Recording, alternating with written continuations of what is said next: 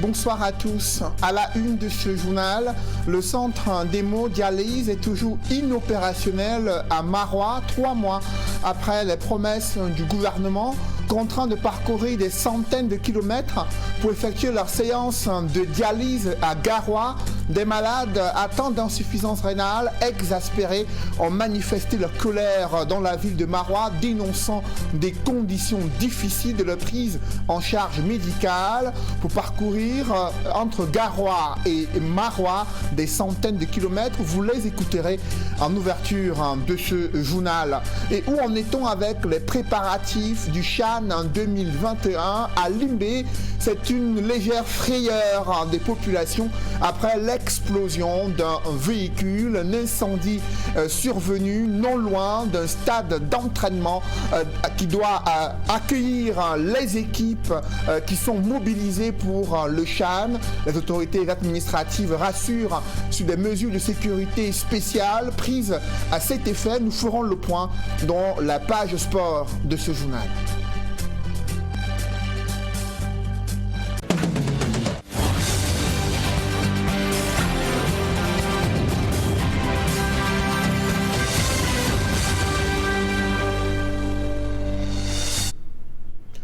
Merci de suivre cette édition complète de l'information sur Equinox Télévision.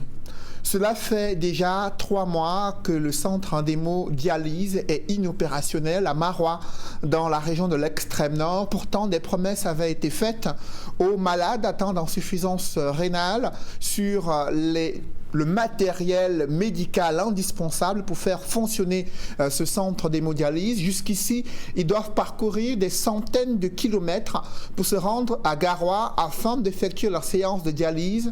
Ces conditions de prise en charge médicale et conditions de transport sont pénibles pour ces malades. Ils ont décidé de manifester leur colère contre le non-fonctionnement du centre d'hémodialyse du côté de Marois. Des précisions avec Amadou Daïrou et Xavier Foka. Ces pancartes en main, que les patients candidats à l'hémodialyse se sont rendus à l'entrée de l'hôpital régional de Marois, où ils ont tout d'abord exécuté l'hymne national. Notre choix et notre vie, à toi l'amour et le grand honneur. C'est un autre mouvement d'humeur de ces malades, parmi lesquels 2 ont encore perdu la vie. Ils réclament toujours leur prise en charge sur place à Marois. Ce qui nous amène à faire cette manifestation ce matin pour la 2e fois, c'est qu'après la première manifestation, il y a des promesses qui nous ont été faites. On devait renouveler le centre entièrement, c'est-à-dire la salle d'eau et de nouvelles machines. Curieusement, 3 mois après, presque rien n'a été fait. Quand nous disons rien, ça veut dire que nous n'arrivons toujours pas à faire nos séances de soins à Marois. Depuis plusieurs mois, ils sont obligés de se rendre à Garoua dans le nord pour avoir droit à leur séance d'hémodialyse. De vive voix, ils ont tenu à exprimer leur mécontentement au directeur de l'hôpital, le docteur Gérard Fetetama, arrivé sur place pour s'enquérir de la situation. Quand on est ici à Marois, on vient dialyser ici. On sort d'ici, on rentre directement à la maison. Même si c'est le tapioca, on va boire. C'est la banane, on mange avec nos familles. Quand on va à Garoua, nous ne sommes pas chez nous. Nous quittons d'ici, seulement la ration nous coûte au moins 5 000 francs par jour. Parce que si nous voulons manger un petit poisson à Garoua, c'est 2 000. Nous voulons manger une cuisse de poulet à Garoua, c'est 2 000. Et vous savez, quand vous sortez de l'hémodialyse, vous faites 4 heures de dialyse. Vous ne pouvez pas sortir de là et prendre la route de Marois sans avoir mangé. Le responsable de l'hôpital régional de Marois apporte des clarifications sur cette question, tout en rassurant les patients. Nous ne sommes pas responsables de ce qui est la technique. Les machines sont depuis 1 mois. On est en train de renouveler tout, vous avez vu. Vous pouvez aller, vous allez voir tout ce qui est fait là-bas. Aux dernières nouvelles, il fallait réinitialiser les machines. Tout est venu pour le faire. Gardez votre calme. Ceux qui doivent dialyser à Garoua, on les amène à Garoua, comme on le fait tous les jours là. Et puis d'ici la fin de la semaine, nous allons voir ce que ça donne. La suite de la journée fut comme les autres depuis plusieurs mois. Ils ont effectué le voyage pour Garoua, en attendant ce qui sera fait dans quelques jours. Projet inscrit dans le budget d'investissement public destiné pour la région de l'Ouest.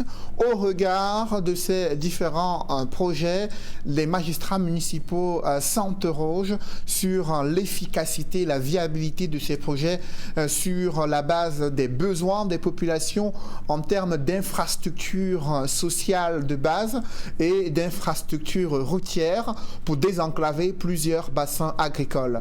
D'autres précision avec le CLED Sakem.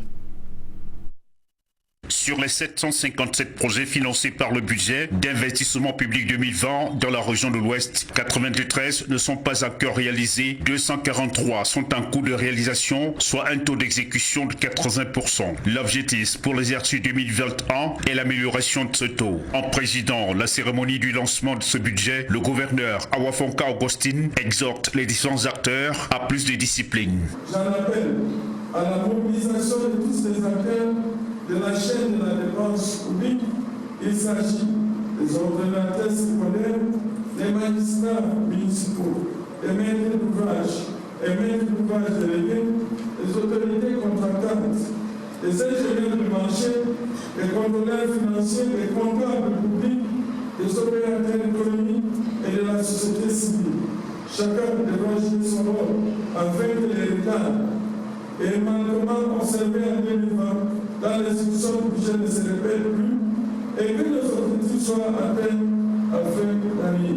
Pour mieux édifier ces différents acteurs, les chargés de mission ont présenté les exposés sur le contexte dans lequel le budget est voté, ses priorités et la clé d'une bonne exécution. Il faut respecter, il faut anticiper. Le budget, ça se prépare, c'est une planification au niveau de la préparation, mais c'est également une planification opérationnelle au niveau de l'exécution. C'est pour cela que nous sommes là.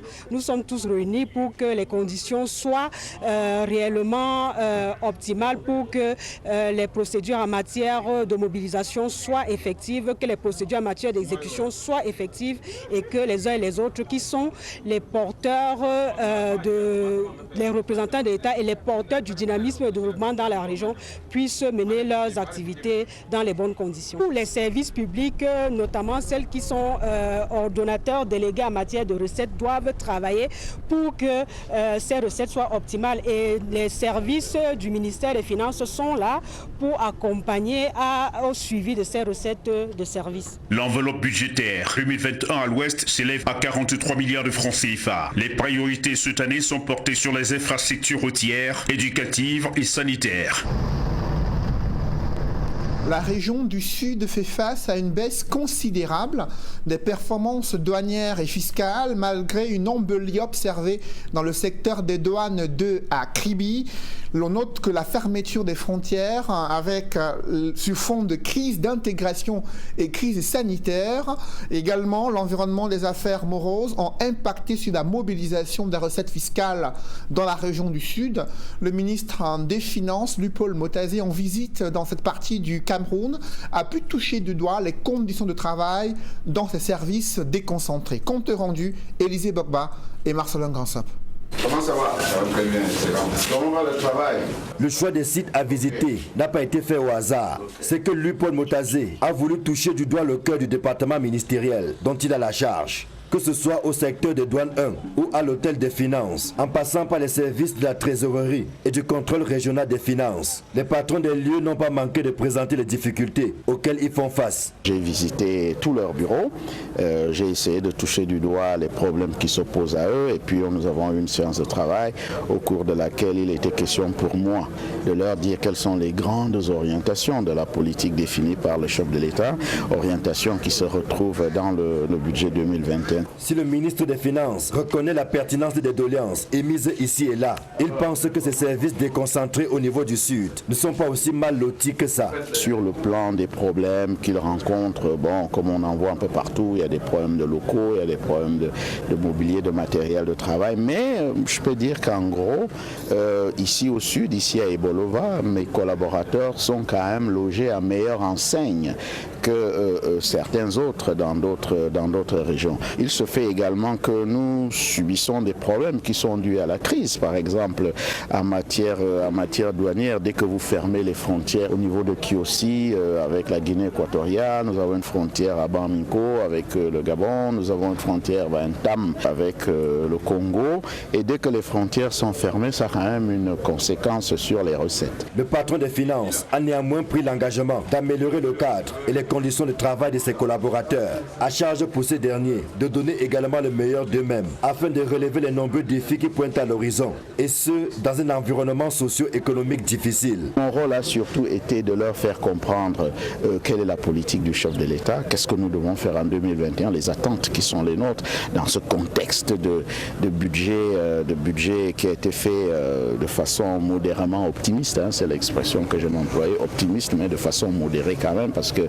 y a encore quelques pesanteurs qui font qu'on se pose des questions et nous devons rester vigilants. Donc ça veut dire une bonne mobilisation des recettes, mais également une réduction des dépenses. Une réduction des dépenses pour avoir quand même un solde qui puisse être positif et qui puisse permettre à l'État de dégager des marges pour faire face aux dépenses incompressibles qui sont les siennes. Au cours d'une réunion qui avait les allures de conseil de famille, le ministre et ses collaborateurs se sont dit toutes les vérités, y compris celles qui fâchent, dans un esprit de construction et de poursuite sereine des missions assignées au département ministériel en charge des finances. Et ces recettes douanières pourraient davantage baisser avec l'opérationnalisation de la zone de libre-échange continentale. Pour le moment, ce sont les formalités et les structurations des réformes qui sont en cours. Comment la communauté économique et monétaire d'Afrique centrale se prépare-t-elle à l'entrée en vigueur de la zone de libre-échange continentale? Quelle opportunité saisir à travers cette fluidité dans les échanges commerciaux? Élément de réponse avec Cédric Chouna, Equa Claude et Farel Bounia. Signé le 21 mars 2018 à Kigali au Rwanda, la zone de libre-échange continentale africaine est officiellement devenue opérationnelle le 1er janvier 2021. Une zone de libre-échange qui constitue une aubaine pour les économies africaines en ce qu'elle facilitera les échanges commerciaux sur un continent qui regorge de potentialités du haut de ses 1,2 milliard de consommateurs. La ZLECAf est en elle-même une ambition d'une Afrique intégrée, une Afrique qui commerce avec elle-même davantage. L'ambition de la ZLECAf est d'accompagner l'Afrique à diversifier son économie, à faire en sorte qu'elle produise ce qu'elle consomme, qu'elle puisse bénéficier du grand marché d'importation en promettant le mouvement de ses produits d'un pays vers un autre, c'est-à-dire en réduisant les barrières tarifaires et non tarifaires qui sont douaniers, mais aussi en facilitant les mouvements des personnes et des produits d'un pays vers un autre. Une réduction des barrières douanières dans l'opérationnalisation de la zone de libre-échange continentale africaine qui laisse planer le spectre du déversement des produits des pays industrialisés du continent comme le Nigeria ou l'Afrique du Sud sur le marché local au détriment des champions nationaux. En vue de pallier à cette éventualité, une libéralisation progressive et par catégorie de certains produits vise à limiter cette incursion. L'accord distingue entre 3 types de produits avec des rythmes de libéralisation différenciés. C'est pour ça que dans la première catégorie, nous avons 90% des lignes tarifaires où la libération devrait aller de manière rapide. La dernière catégorie, enfin, la catégorie c'est 3% des lignes tarifaires. Il y a beaucoup de produits, il y a par exemple l'huile de palme brute, les huiles raffinées, il y a le ciment, etc., etc. Une série de produits en tout cas. Nous pensons tout ce qui est industrie naissante ou des industries fragiles que nous ne souhaitons pas ouvrir à la concurrence. Au-delà de la problématique de la protection des industries naissantes, se soulève l'éternel problème des voies de communication qui devront desservir la ZLECAf. Les premiers défis sont liés au faible développement infrastructurel. Nos routes, nos chemins de fer, nos réseaux de connexion Internet, ainsi de suite, continuent à poser un problème. C'est des goulots d'étranglement énormes. Il faut investir massivement vers cette connexion physique de l'Afrique pour que les produits puissent se mouvoir. La libre circulation de personnes est un autre défi. Les problèmes d'immigration, les problèmes de sécurité, les marchandises ne peuvent pas se mouvoir seules. Il y a des zones derrière tout mouvement de marchandises. Il faut que la facilité dans la libre circulation de personnes soit aussi renforcée.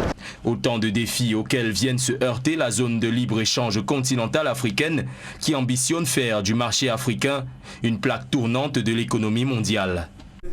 Parlons également de l'exploitation illégale du bois. Ce phénomène touche déjà les régions en guerre du nord-ouest et du sud-ouest.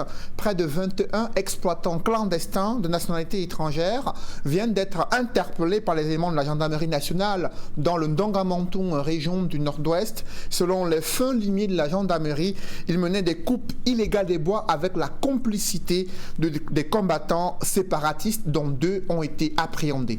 Des précisions avec Eric Fopoussi. Ce groupe de présumés exploitants forestiers illégaux nigérians opérait dans l'arrondissement d'Ako, département du Ndongamantoum, dans le nord-ouest Cameroun. Nous voyons ces gens viennent dans notre réserve forestière exploiter paisiblement avec la complicité de quelques Camerounais. Accompagnés de 2 combattants séparatistes, ils ont été appréhendés par les éléments de la compagnie de gendarmerie de Nkambé au cours d'une opération menée à Abafoum, à 35 km d'Ako. 23 individus ont été interpellés dans l'arrondissement de Ako, frontalier au Nigeria. Parmi les 23 figurent en bonne place 21 Nigérians et 2 Camerounais.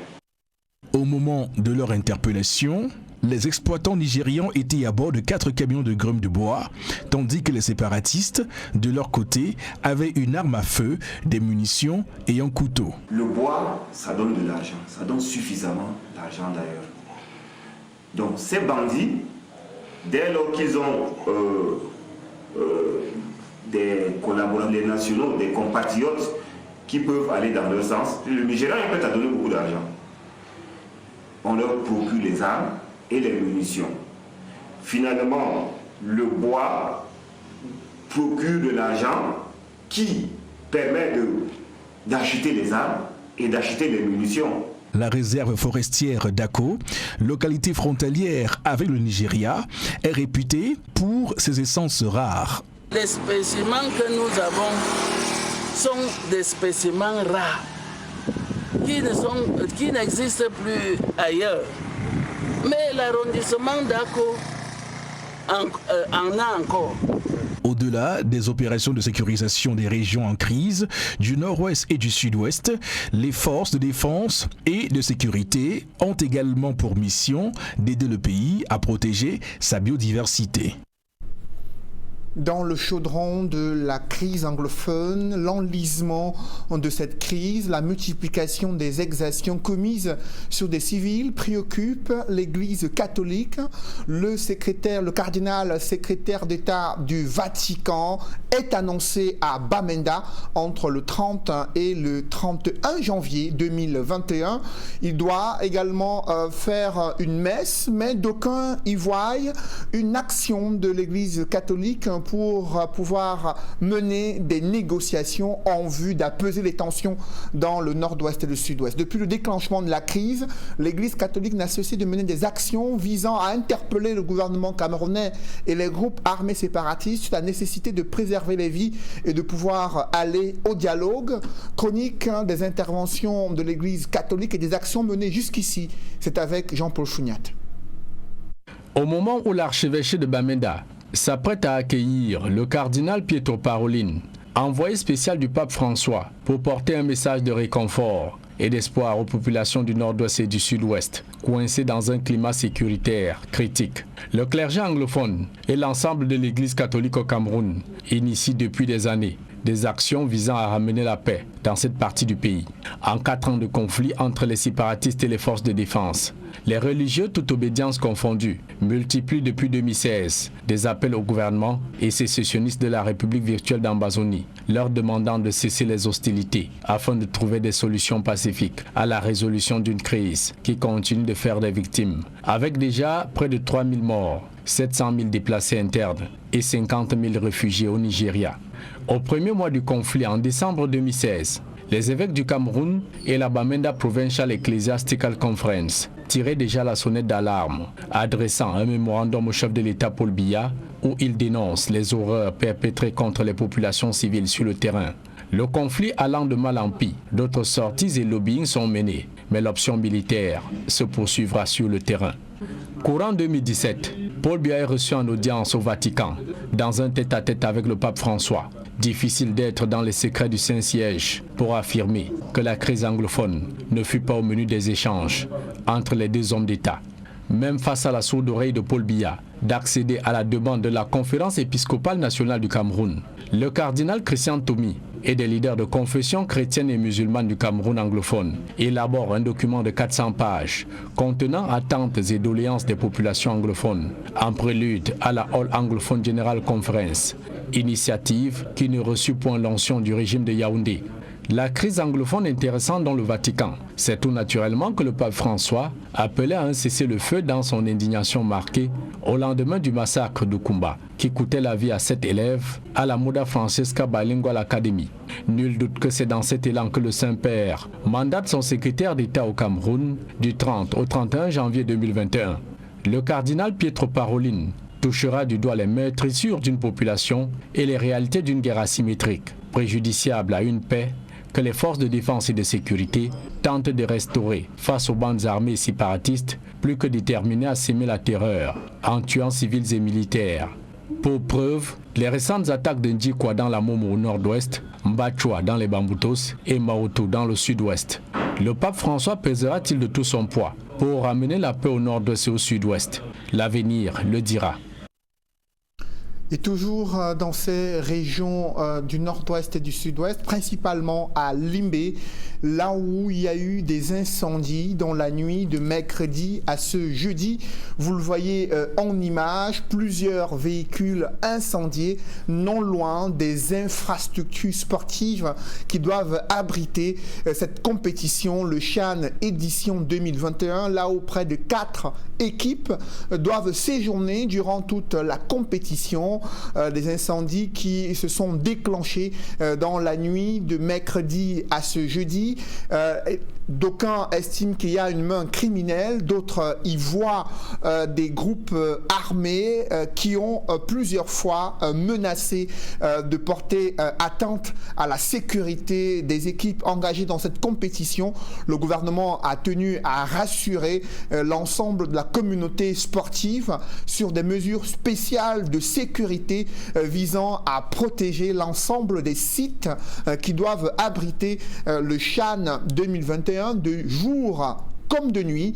Et après cette sortie du gouvernement, il y a eu cette série d'incendies de véhicules stationnés non loin des infrastructures sportives à Limbé. Aucun mort, mais d'importants dégâts matériels, comme vous le voyez en image. Et concernant le CHAN 2021, les arbitres aussi se préparent pour la compétition. La séance d'entraînement se déroule à l'école de football des Brasseries du Cameroun entre 9h et 11h. Nos reporters ont assisté à leur séance d'entraînement et de préparation pour bien arbitrer cette compétition africaine. Des précisions avec Gladys Sidje, Raoul Taboufoué et Emos Fongo. 47 arbitres ont été sélectionnés par la Confédération africaine de football pour cette 6e édition du championnat d'Afrique des Nations. Et parmi les 47, il y a 19 arbitres centraux, 20 arbitres assistants et 8 arbitres assistants vidéo. Ce sont ces arbitres, les 8, qui s'occuperont de la VAR. Et la grosse attraction, eh bien, c'est que pour la première fois de l'histoire d'un championnat d'Afrique des Nations, des femmes ont été sélectionnées. Parmi les 4 femmes, il y a Karina Tezambon Fomo, la Camerounaise, l'Éthiopienne Lydia Tafessé, Bernadette Akwimbira du Mali et Mimisen Lioré du Nigeria. C'est un sentiment de satisfaction qui m'anime, un sentiment de devoir accompli, parce que c'est vrai, c'est pas donné à tout le monde d'être à ce niveau, et c'est la toute première fois que la CAF fait confiance à ces dames en ce qui concerne le CHAN. Nous donnerons le meilleur de nous-mêmes pour hisser le drapeau du Cameroun le plus haut possible, parce que c'est chez nous. Alors les footballeurs ont intérêt à le faire, et si nous le ferons, ils ne le font pas, nous les arbitres, nous le ferons. Tous les arbitres pour cette compétition sont basés dans la ville de Douala et c'est de là qu'ils feront le déplacement, soit pour Limbé, soit pour la ville de Yaoundé.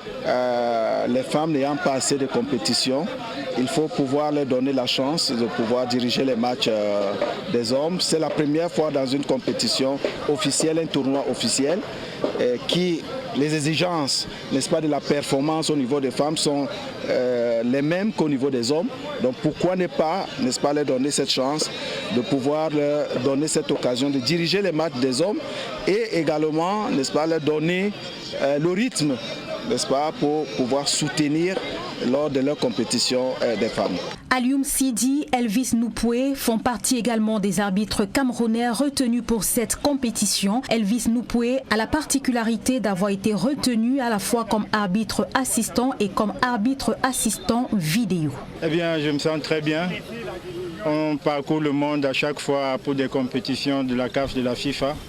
Aujourd'hui, on est chez nous, c'est un plaisir, c'est de l'inédit. Il y en a qui font toute une carrière sans participer à un tournoi à la maison. Donc, on est tout honoré d'être là. Ils ont donc eu une séance d'entraînement qui s'est déroulée à l'école de football des brasseries du Cameroun à Ndokoti. Et c'était la dernière séance d'entraînement ouverte à la presse pour cette séance. Des pensionnaires de l'école de football des brasseries du Cameroun ont joué afin de permettre aux arbitres, eux également, de pouvoir rôder leurs effectifs en vue de cette compétition qui démarre ce samedi 16 janvier. Notre apport comme école de football, c'est mettre à disposition notre stade pour l'entraînement des arbitres pendant tout le champ. Donc on s'entraîne ici tous les matins de 9h à 11h. Et c'est vraiment quelque chose qui nous honore énormément. Le coup d'envoi, comme vous le savez, sera donné du côté de Yaoundé au stade Omnisport Amadou Ahidjo avec en ouverture le Cameroun qui rencontre le Zimbabwe. Depuis l'école de football des brasseries du Cameroun, pour Equinox Télévision, nous sommes Raoul Taboufoué et Gladys Sidier.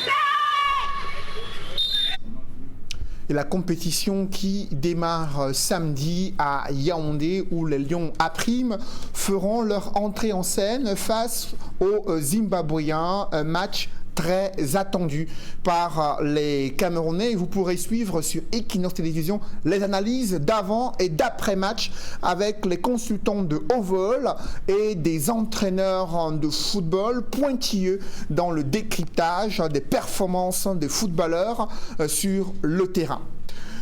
Mesdames, messieurs, c'est la fin de ce journal. Merci de l'avoir suivi. Juste après cette édition de 20h, retrouvez Serge Alain Autou et ses invités pour le débrief du journal sur le plateau d'Equinox Soir. Serge Alain. Des engins partent en fumée à côté des installations devant accueillir le Chant 2021 à Libé. L'incendie a été déclaré dans la nuit de mercredi à ce jeudi par des personnes non identifiées au moment où les populations estiment qu'il y a une main criminelle derrière cette série d'incendies, d'engins, de vieux engins qui étaient situés derrière certaines infrastructures sportives à Limbé, infrastructures sportives qui doivent accueillir la compétition du Chan. Vous le savez, à Limbé, il y a près de 4 équipes qui doivent y jouer et le gouvernement a annoncé dans un communiqué signé du ministre de la Communication qu'il y a des mesures spéciales de sécurité pour veiller au bon grain dans l'ensemble des sites retenus pour cette compétition de jour comme de nuit. Et les autorités administratives locales ont tenu à rassurer à la fois l'ensemble des équipes et délégations venues de l'étranger sur leur sécurité durant cette compétition. C'est Jalin. Voilà, madame, monsieur, c'est l'essentiel. Equinox Soir, deuxième partie. Bonne soirée à vous, Cédric. Bonne soirée à vous, c'est Jalin. Rendez-vous lundi 20h. Dans un